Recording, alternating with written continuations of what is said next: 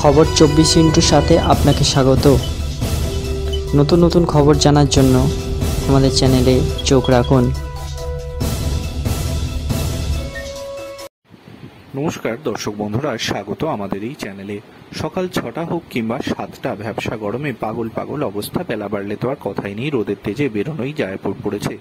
কবে বর্ষা আসবে এই প্রশ্নই ঘোরাফেরা করছে। এদিকে নিয়ম মানলে আজই বর্ষা ঢোকার কথা। দক্ষিণবঙ্গে তিলোত্তমারও বর্ষায় বৃষ্টিতে ভেজার কথা, কিন্তু কপালে সুখ শৈলে তো বর্ষা লেট, তাই ঘামে ভিজতে হচ্ছে সকলকে। তবে দক্ষিণবঙ্গের এই অবস্থা হলেও উত্তরবঙ্গে কিন্তু জারি হয়েছে কমলা সতর্কতা। অতি ভারী বৃষ্টির পূর্বাভাস রয়েছে।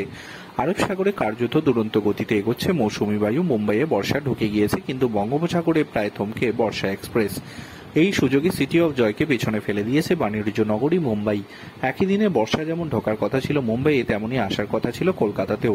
তবে বাণিজ্য নগরী দুদিন আগে ঢুকলেও কলকাতার কপালে সেই সুখ নেই। আবহাওয়াবিদরা বলতে পারছে না এই গরম থেকে মুক্তি কবে মিলবে। মৌসুম ভবনের পূর্বাঞ্চলের প্রধান সোমনাথ দত্ত জানিয়েছেন, দক্ষিণবঙ্গে পশ্চিম পশ্চিম মৌসুমী বায়ু ঢুকতে একটু দেরি হবে। আগামী 13 তারিখের আগে এসবের কোনো গল্প নেই। তবে দক্ষিণবঙ্গে এই অবস্থা থাকলেও উত্তরবঙ্গে আগামী কয়েকদিন জারি হয়েছে কমলা সতর্কতা। ভারী থেকে অতি ভারী বৃষ্টির পূর্বাভাস রয়েছে।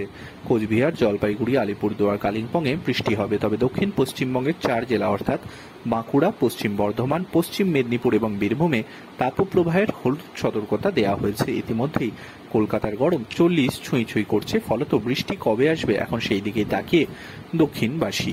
Bureau report.